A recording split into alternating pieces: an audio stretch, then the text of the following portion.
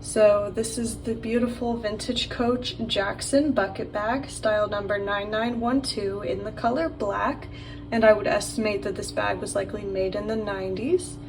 So here's what the bag looks like. It is a crossbody bag with an adjustable strap. It does have a little adjustable section here on the strap, and it does come with a hang tag.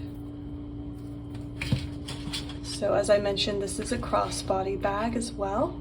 So here's the front. It does have this unique closure or clasp here. How you would open it is you would push down on this front part and then it pops open. So that's how you would open it. So I'll go ahead and show you. Here's the front. That's what the sides look like. And then here's the back of the bag. And then when we go to open it again, I'll show you the inside. So it does have a pocket right here in the front, which is nice and convenient.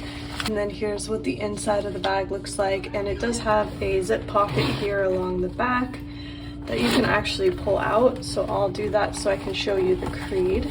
So here's what the creed looks like, so you can see that the bag is authentic. It was also made in the United States. So that's the Jackson bucket bag, and it is currently available in our Etsy shop, so I'll link it below if you wanted to look at it further. But otherwise, thanks for watching, and I'll see you guys next time.